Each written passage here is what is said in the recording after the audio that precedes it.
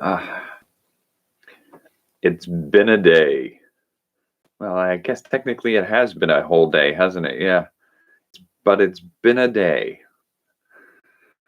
Um, just following up with I think I missed yesterday, right? I'm trying to remember.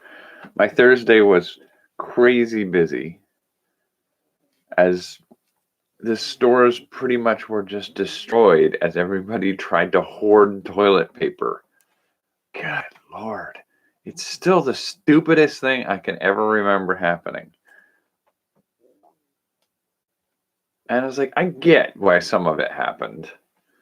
Like right now, I can tell you the number of people who are like, I need toilet paper and we're out. Nobody has anybody anywhere. Yeah, because everybody else grabbed it while they could because they could see that everybody else was grabbing it while they could. Such is stupid hoarding behavior. Oh, God. And it started to spread to other things too. So first thing that went was the hand sanitizer. Like a couple of weeks ago. Actually, no, face masks went first. Hand sanitizer went second. Rubbing alcohol went third. I think fourth was the toilet paper. But they scrambled for the toilet paper. It's just so stupid. It's so stupid.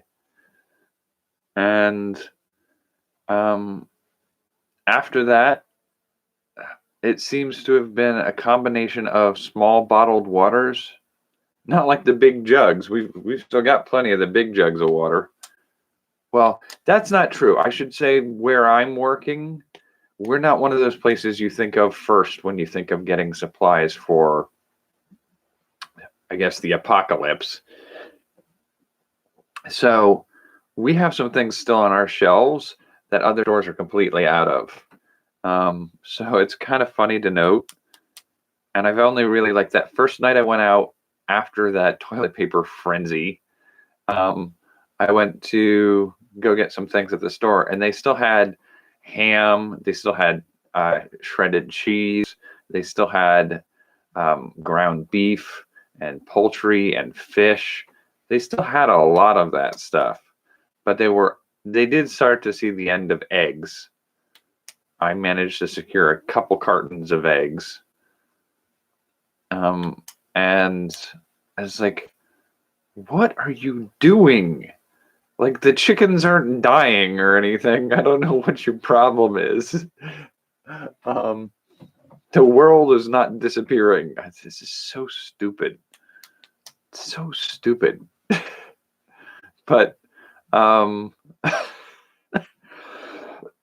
I mean, I've had a cold for like 2 weeks at this point. You know, a 2-week long cold, chances are it's probably the coronavirus or something. I don't know. I don't care. It's not likely to kill me. Honestly, it's not likely to kill you if you're over 50. You're actually probably fairly safe. Now, there's a portion of the population that's likely to see increased health consequences. But even when we talk about increased, the majority of you will still be fine. I don't know what to tell you past that point. But all that aside, the conduct of a lot of people is the bigger danger here. This isn't the biggest problem of this whole pandemic. Isn't the virus. It's how people are behaving in response to the virus. And it's just, anyway, we still have some paper towels where we are. From what I can see, here's the thing. Like, I think I went over to. Oh, so for us, it was the masks, the alcohol hand sanitizers, then the rubbing alcohol because people were trying to make their own. And then, what was it? Oh, Clorox and Lysol style disinfecting wipes for counters and stuff. And here's the thing. I'm pretty sure I took a trip over to one of the other bigger stores near us where I work, and they still had paper towels on the shelves. I'm like, do you not understand that like a roll of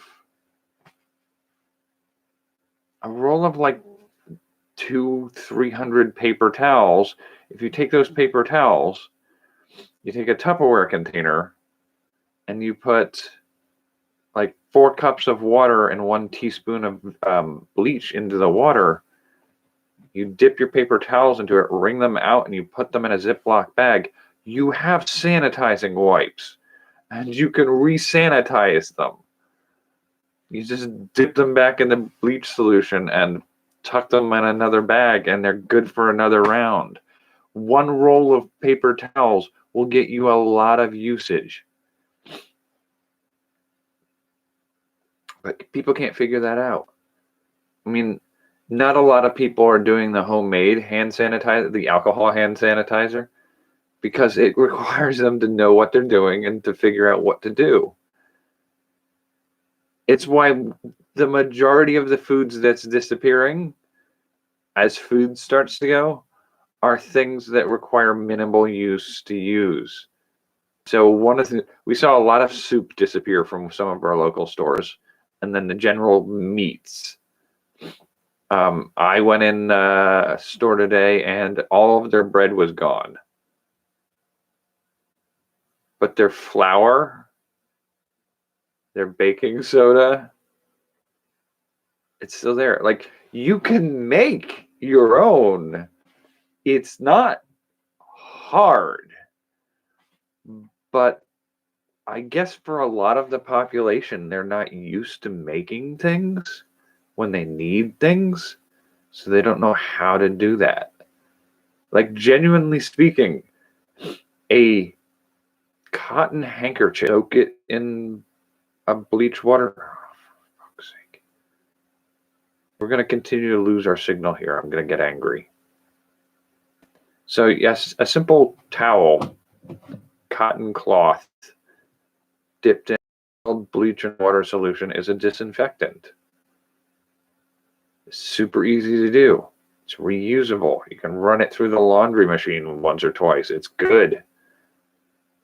What do you think cloth diapers used to be used for? Like, you could do the same thing as cloth diapers, and instead of toilet paper. I really don't understand how this is so hard for people to figure out how to do. It reminds me of years ago. I had a landlady. I lived in the front room of a house, and I worked. And so I came home, and we had one of those major ice storms in winter. And the ice storm knocked out power to the entire area for 7 days. And I came home one day, and she's just livid. She's just angry. I hate these people that can't get our power running again, and all my food is spoiled sitting in the fridge without any power. I'm like, it's an ice storm. The whole outside is a refrigerator. You have a roof that sits right outside your bedroom window. Why the hell would you not just store your food on the roof in the ice right outside your window? What is wrong with you? The fact that you can't figure that out. Like, we have such large swaths of the population that just don't have the common sense of how to manage without the conveniences of modern life.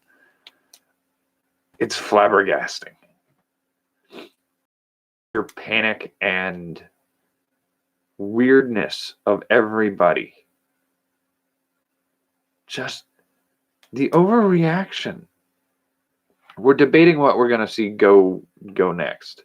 We've seen a fair number of napkins disappearing. Now, toilet paper's gone. Napkins are disappearing. What do you think's happening?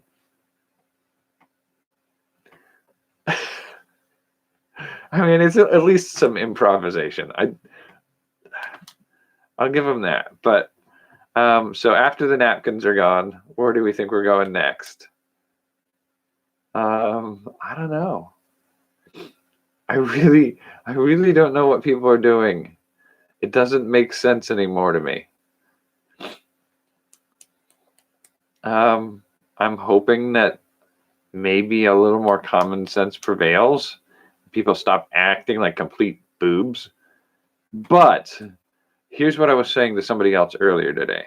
We as a store, okay, so for example, I am usually, because I'm super organized about it, we have a whole row of candy and we have a whole row of chips and snacks. And I go up and down those aisles, making sure that there's nothing out of place, so that when I go into that candy section, I can take one sweeping look and say, like, oh, this spot's empty, and I know exactly what belongs in it. I know what can be filled, what can fill that spot if we don't have what usually goes there. And I know how to expand and contract sections to make sure that we always have filled space. I'm super, super, super conscious of that. And to a certain degree, some of my other coworkers are like, yeah, you're just crazy about that. Okay, I get you. It's not for you.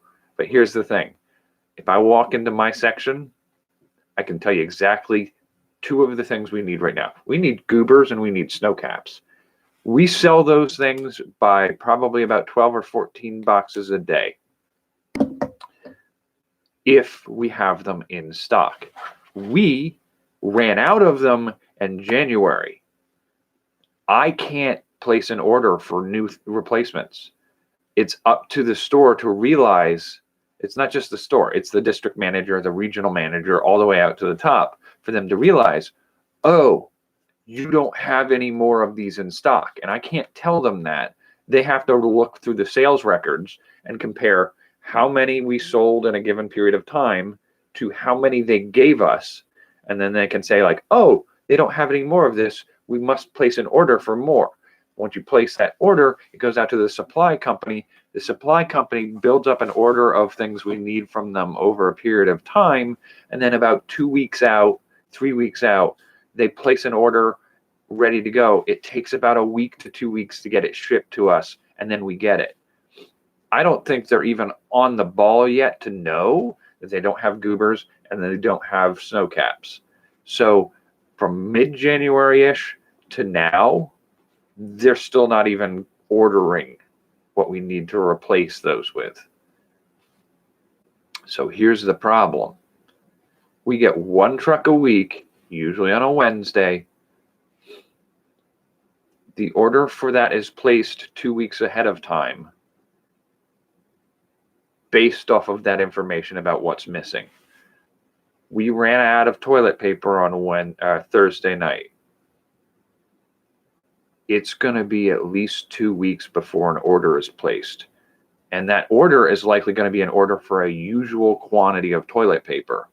So that toilet paper is going to arrive and be gone on the same day. And it's going to be another 3 weeks before another order arrives again. Now, I don't expect that all stores out there are going to be the same as my store where I work, but I think there's a fairly good chance that at least they're going to be half as bad. So I would wager you almost good money that you're going to see 2 weeks before another shipment arrives of those needed goods, hand sanitizers and toilet paper, to those other stores. And when it arrives, it's going to be a completely inadequate amount. It's going to disappear, and you're going to have shortages for another week or two. So we're going to look at shortages on a lot of things for a good long while. I would wager you 2 months out, we're still going to see bouncing of inadequate supplies arriving and disappearing in the same day, and then nothing for a week or two, and then having that happen again. It's just stupid. It's just stupid. This is an artificially created problem. But the supply chain doesn't have the dexterity to respond to the current need in any appreciable speed.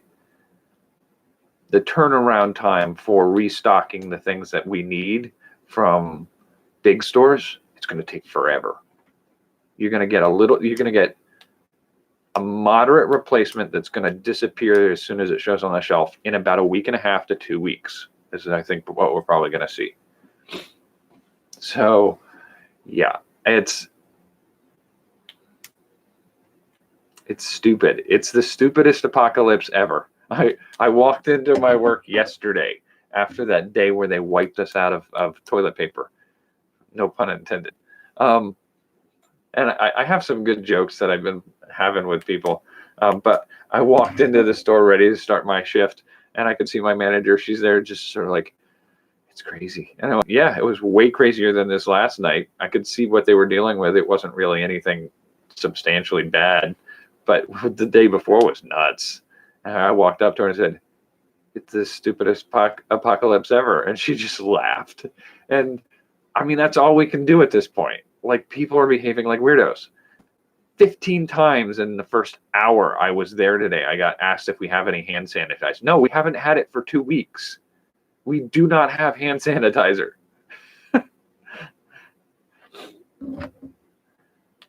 And that's, I mean, to a certain degree, this is sort of a real crisis, but what I talk with some people about this issue, some of the people who I talk with in communities, is one thing: we've known this was coming.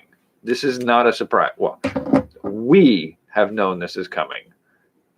People like the certain members of our government have been incompetent and arrogant enough to believe that they know better than the experts who have been warning about how we have not been managing for a pandemic issue well enough.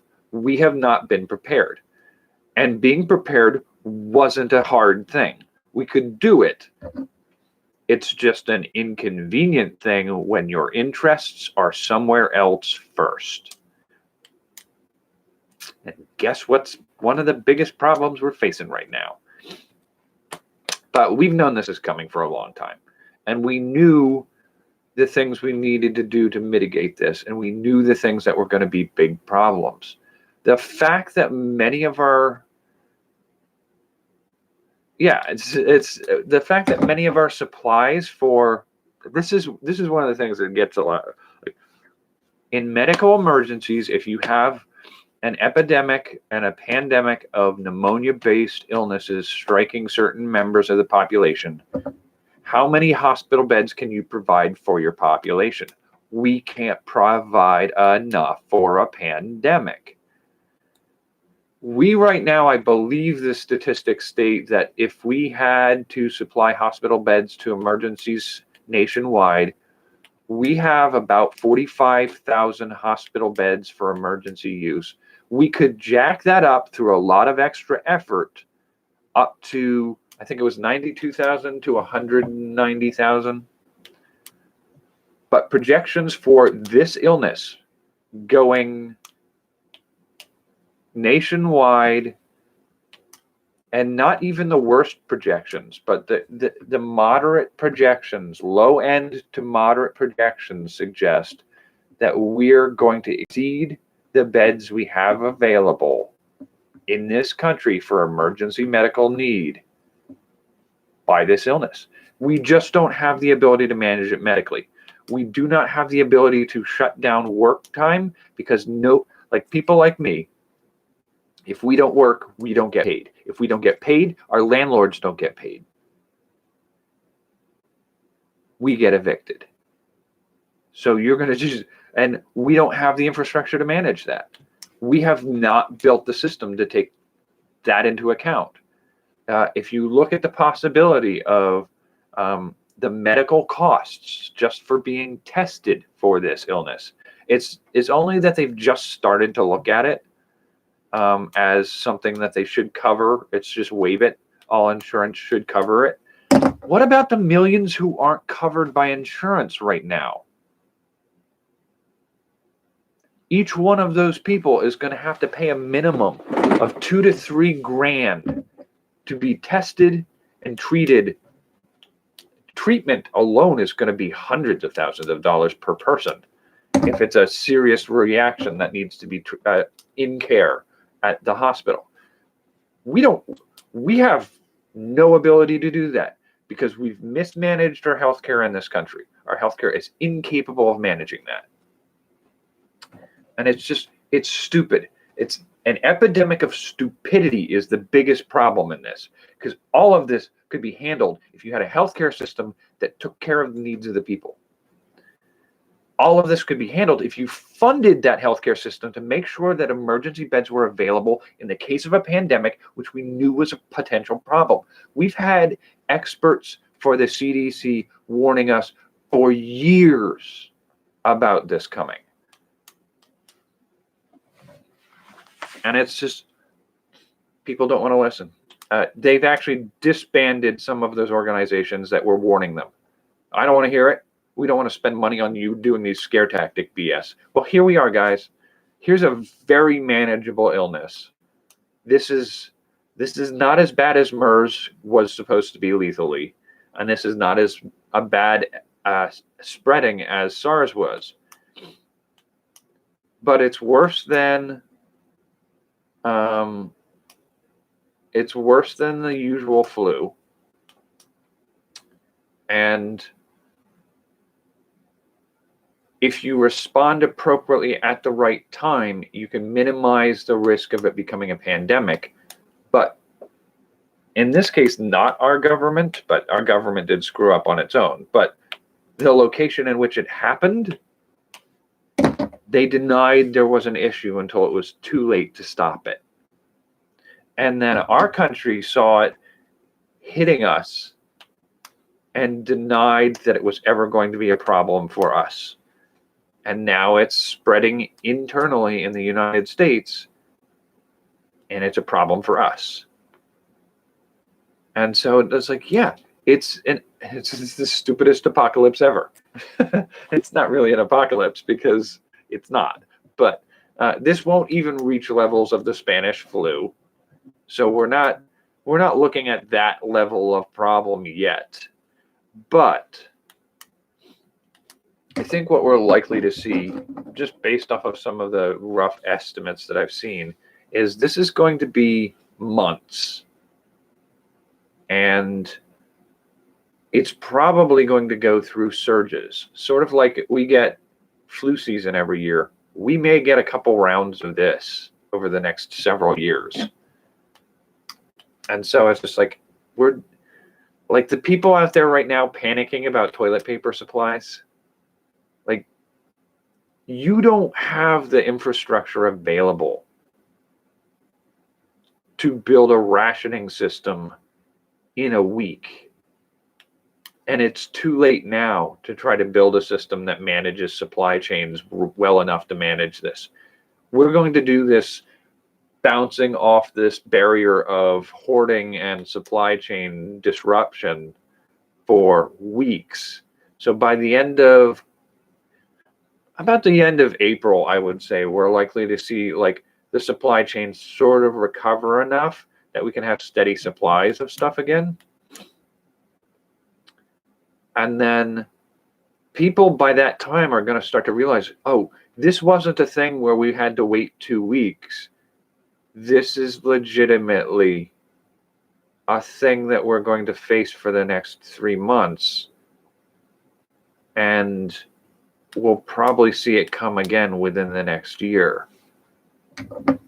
And so it's like, I don't know if the country's ready to handle that, because they're already behaving like morons. They're just being stupid.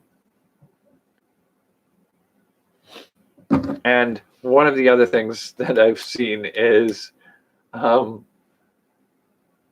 There was an article posted. I forget who it was by. There was somebody who it was like he has 17,750 bottles of hand sanitizer and he can't sell it. It's like, what do you mean? It's like he bought multiple stores out of it completely, and then he was trying to sell it on Amazon at jacked up prices, and Amazon shut him down. So now he can't sell it on there. And eBay's doing the same thing.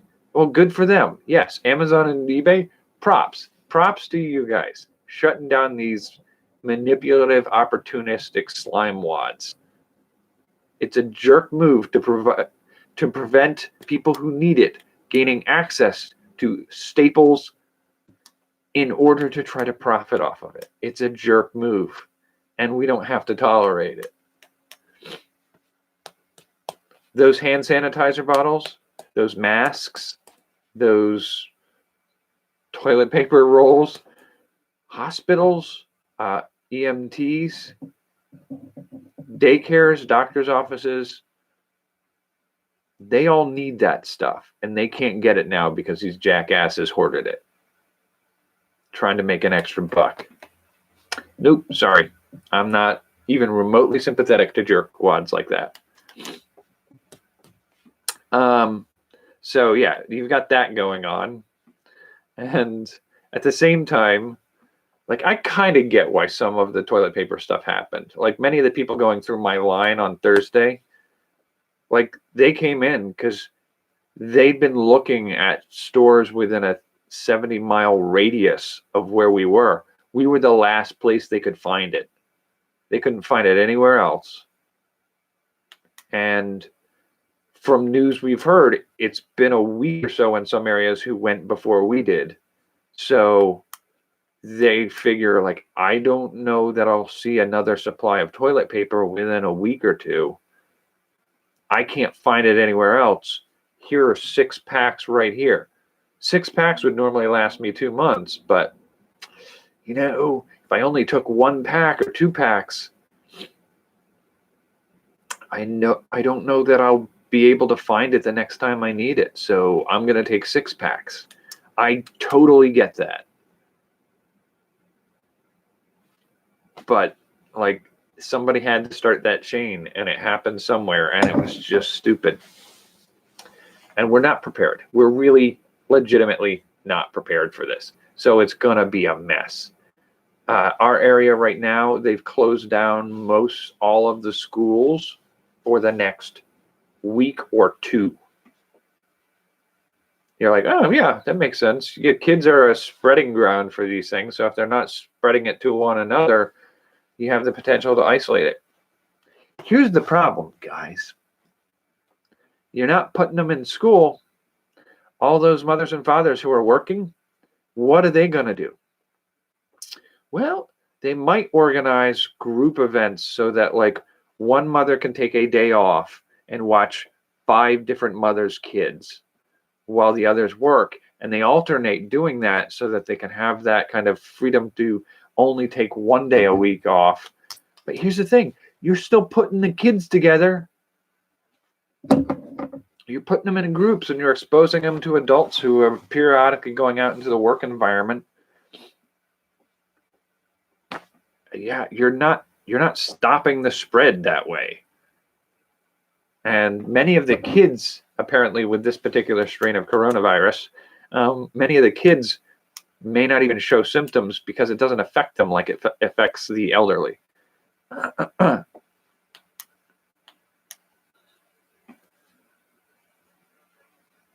And it's just like, I've had, and it was like, at this point, like, part of the reason I say, like, I probably have it, that's probably what this cold I've had for a week and a half, 2 weeks has been. I'm probably going to recuperate just fine. But here's the thing. I almost guarantee you I got it from work. I've had 3 people go through my line in the last week talking about, oh, I don't need to catch this because I've already had pneumonia. What do you think this is? That's what this is. my manager had somebody go through her line the other day, and she was buying a lot of stuff, and my manager said to her, "Wow, you stocking up for the week or something?" And the lady goes, "Yeah, I was told to stay home." What? Why are you here spreading it? Send somebody else. Oh my God. You people do not know how to prevent the spread of an illness. You just don't have the mental wherewithal to understand what you need to do. People will not understand that. They will continue to be a problem. And a lot of us, like, I'm not allowed to call out. Like, I called out 2 days because I had a bad flare and I didn't want to spread it to anybody. Like, my nose was dripping. Like, I'm not going in. That's just looking to make people sick. I'm not doing that to other people, so I call it out. But I get a limited amount of time I can do that. And, you know, our job, like, they're not going to say, yeah, you can just go away for a 2-week period of time.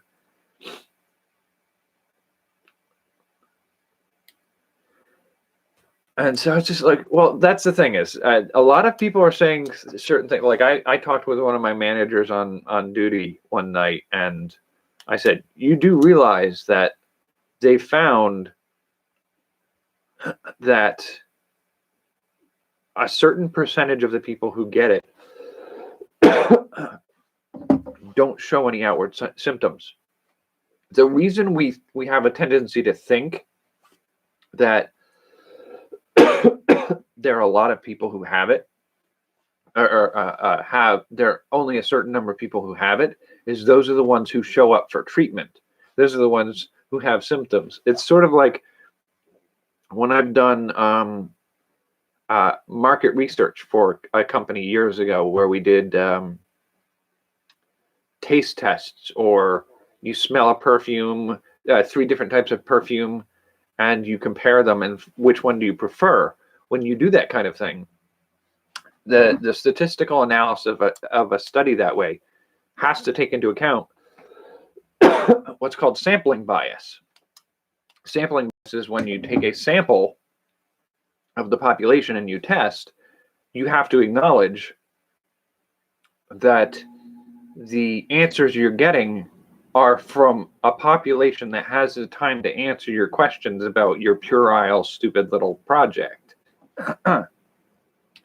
So you're not getting samples of people who are too busy to deal with you, people who aren't immediately visible in the areas where you chose your sample from. So you can go to an entire community of middle-class white people, and the people who are cleaning their houses who live in townhouses nearby, if you're just sampling from the middle-class houses, you're not getting a sample from the same people who move through the same spaces but aren't part of that group. Your sampling bias is biased. So the problem with this study on the virus as we're going through right now is your sample size of who gets sick is based off of who's showing symptoms. So people who have it but show little to no symptoms, or just assume it's a small cold, if you're not testing them to find out, then you don't know the true size of the infection as it spreads. So many of us have been speculating for a little while that the actual number of people with it who can spread it is probably 2 to 4 times as much as the number of people who are showing sickness from it. And the younger you are, the less symptom you will show from it. Some experts out there have basically stated that kids under the age of 12 are less likely to show any symptoms outside of a usual cold from this. So some of us are going to show less symptoms. Some of us are going to show some symptoms, but not all of the symptoms. And some of us are going to show all of the symptoms, but not in a way that needs hospitalization. And then a very few, I think the data I was looking at earlier was going to say, I think it was 85% mild symptoms. I think it was another 5% were going to be acute symptoms, and I think it was only about 2% were going to be symptoms that were going to require. No, it was that last. I think it was like 3% of it was going to require. 5% was going to require hospitalization, and of that, only 2% were at risk of dying. And that's really like the display of having it. So out of 100 people who have it, confirmed have it, 2% are going to potentially die from it. And of the rest of the population, you can control for how many people will get it. God, this cough is just going to kill me here. No, metaphorically speaking. So you can control for how much it spreads, and that's what people are trying to control for. But we're not doing nearly enough. It's doing it a little bit too late. Because if people can be out there and have it, but only have a case of the sniffles, then they may still be spreading it. And the people they spread it to may not just get the sniffles. So that's sort of some of the mess we're dealing with right now. And it's all down to an epidemic of stupidity. People are behaving stupid and they're making it worse. Like here's the thing. The joke somebody made yesterday was, if your goal is for other people to not spread disease to you, then you want them to have hand sanitizer and toilet paper. Stop hoarding it. Like, seriously, if you think about it, somebody made the joke earlier today too, where people have decided to stop doing handshakes, and they wave or bump elbows or whatever their stupid gimmick for getting around handshakes are. And here's the thing. They said to me, I'm bumping elbows and waving at people instead of handshaking, not because I'm afraid of the virus, but because I know they don't have toilet paper. And it's true.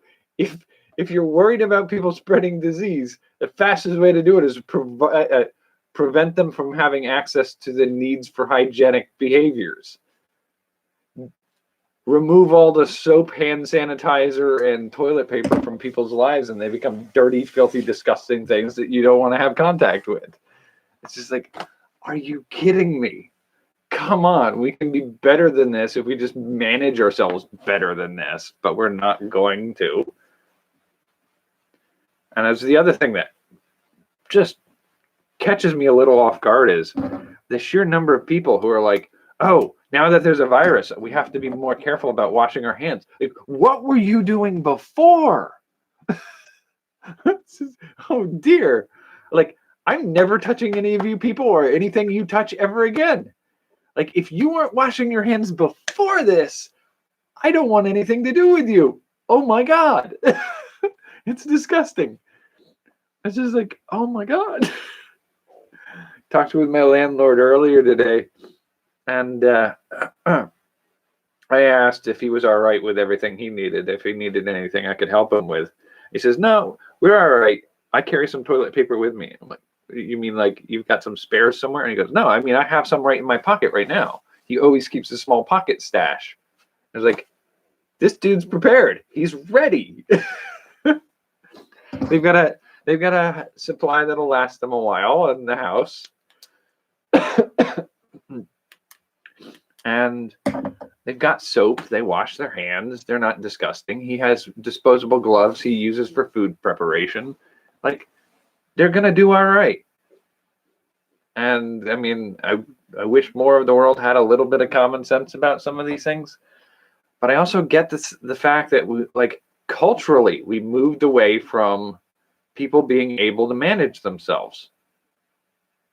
Like, it's been a joke for a long time that people under the age of 30 couldn't prepare a meal if you asked them to. Everything they eat is mostly pre-prepared. It's all pre-prepared foods. I cooked a pizza. No, you warmed a frozen pizza in your oven. You didn't cook a pizza. You didn't make one from scratch. You didn't make your own dough. Like you've never made your own tomato sauce. It's just like they don't know how to prep food. Like right now, you can go into the store. You could probably still find some fresh vegetables, bag of flour, a few little ingredients, but like the boxed mixes for things, those are going to be the ones that disappear. The canned sauces, the pre-cooked, pre-cut, pre-seasoned meats, those are going to be the things that disappear because none of these people know how to cook for themselves.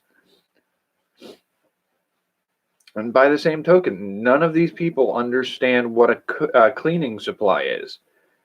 It's like I was going to see if I can pull out my cell phone. It's like that stupid magic brick. Like we know if we push this button on the side, it magically connects me to other people's bricks that have a button on the side. People don't understand how all of that works. The same goes for the cleaning supplies. I hesitate to give anybody any advice because I'm afraid they're going to kill themselves. Like, you can use some simple vinegar as a cleaning supply for certain things. The acidity in vinegar is really good as an antibiotic, not an antibiotic, antiseptic. You can also use Clorox bleach in water as an antiseptic. But you should most definitely never mix those two. And you'd think that people would have a basic understanding that that's something you should, but they don't. I know many people who do not know not to do that. I ran across a guy in California when I was traveling. I stayed with him for a little while and found he was mixing bleach and vinegar in his sink to clean his dishes. I said, "You are gassing yourself with chlorine gas." He goes, "What do you mean?"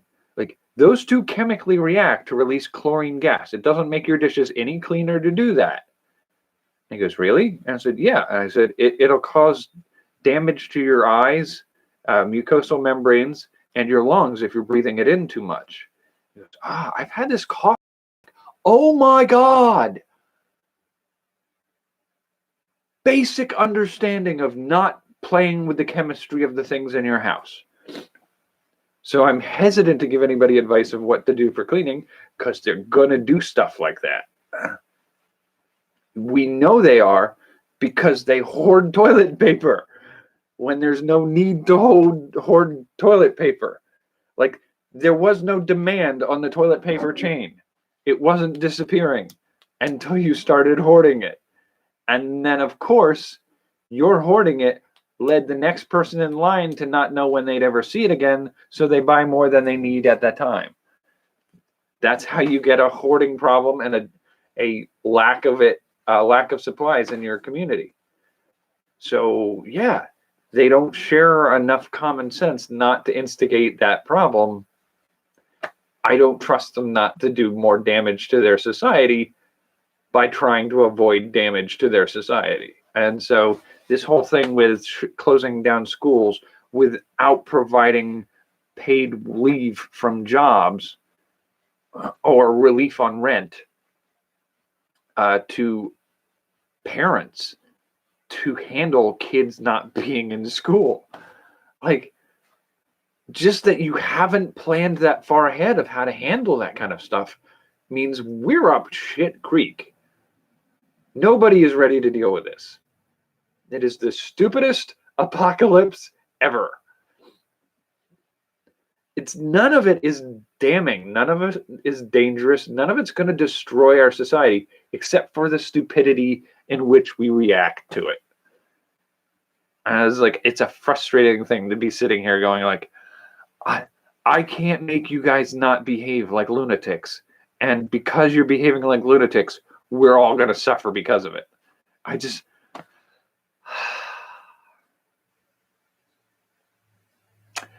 I didn't mean to be ranting about this for 45 minutes tonight, but I kind of did.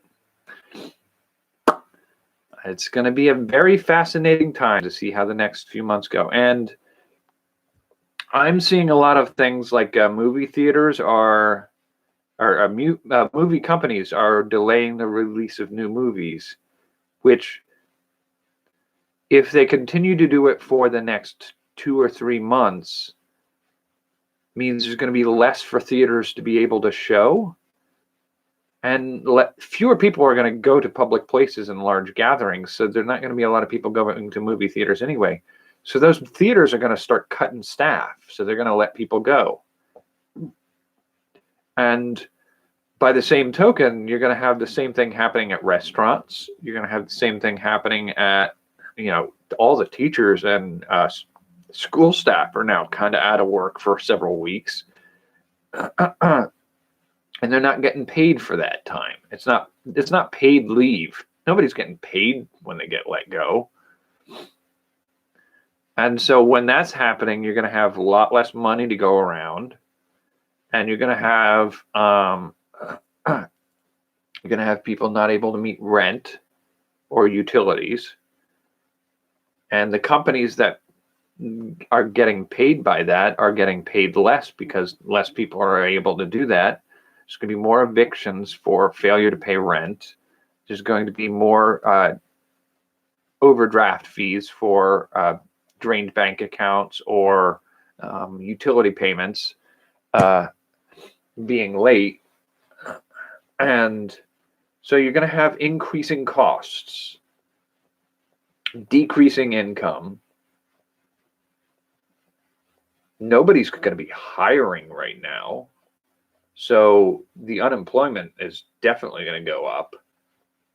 The stock market has already seen its issues hit, and I imagine we're going to see it go down again real soon. I suspect on Monday and Tuesday we're going to see another tanking on the stock market. And so that's going to hurt people's investments as well.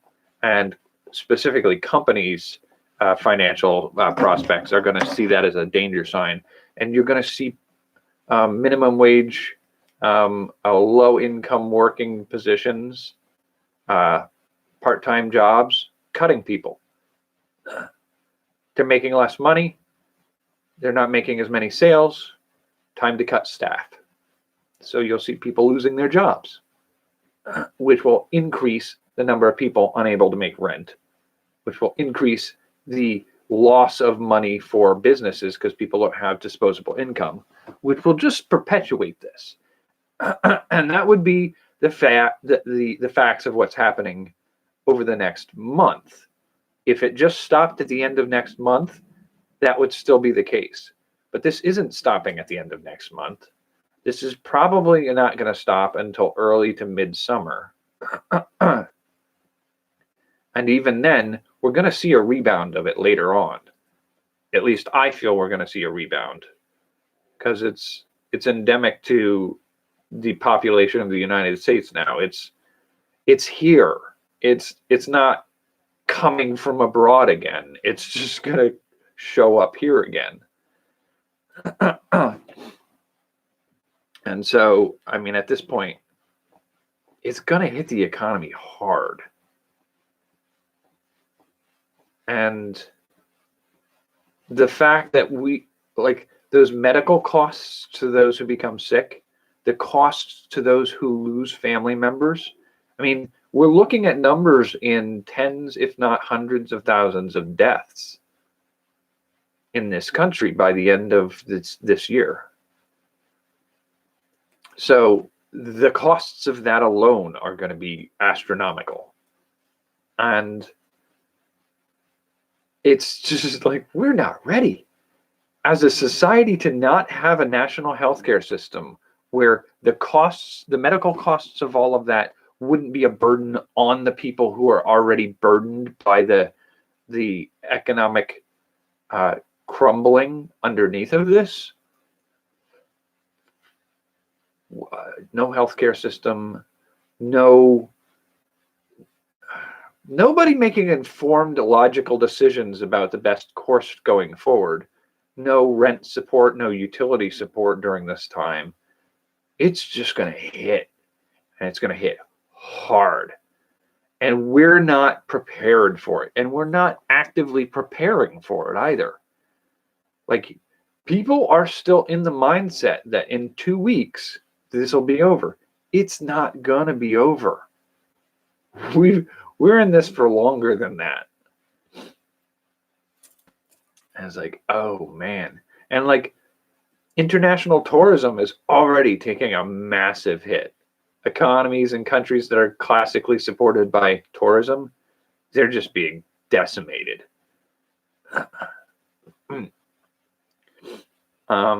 Trade is probably going to be affected. Whether or not we do anything about closing borders to trade goods, manufacturing and trade throughout the world is going to suffer through collateral damage from some of these aspects. It's just part of that process. Everything is linked. It's an ecosystem, not a monoculture. We have a myopic view of how things work economically in the United States, and this idea that you can just raise tariffs on China and not have consequences happen. You know, one of the things I was going to say earlier is, in this country, or actually in the entirety of the world, the majority of the saline solutions provided in hospitals to the sick were created and produced in Puerto Rico. You know, the little chunk of the United States that was devastated by a tropical storm, a hurricane or whatever, devastated by it. They've not fully recuperated from those damages. They're not up to producing the world's needed saline solutions in a worldwide pandemic. And that's because we mismanaged how we handled their need when that storm hit. And we didn't help them recuperate in a way that was sufficient to be ready for this. And here's the thing. We're going to get more storms doing more destruction in the near future. Global warming is a situation that's producing more and more severe storms. And this pandemic isn't going to be cleared out by the time we start having to face the consequences of storms and destructions. I mean, one big earthquake in California and one giant sweep of storms in the Florida through the Midwest. You give us 2 good storms and 1 earthquake, while we're still in the midst of the middle to tail end of this pandemic in the United States, and it's just going to cause a surge of it again.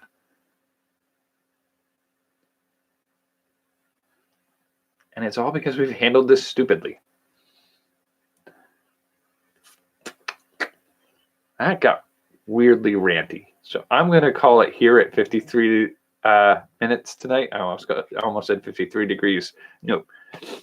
53 minutes here tonight. I'm hoping to just do more creative stuff tomorrow. I don't want to really rant about this anymore because it just annoys me. I've been talking about this kind of stuff being an issue among certain groups for a while.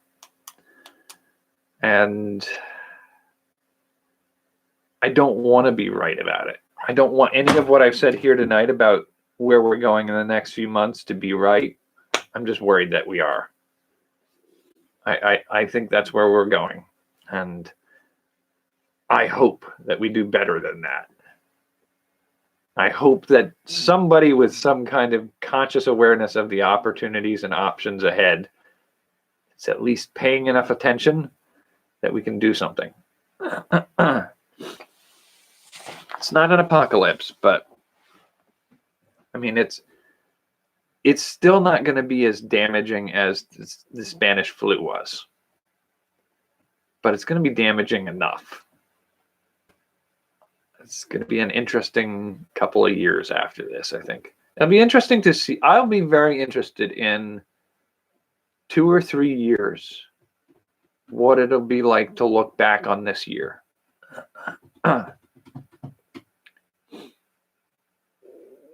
It'll be very interesting to see what that looks like. All right, I'm calling it here tonight. Hopefully I didn't depress you or freak you out. Until tomorrow, take care, stay sanitary, and good night.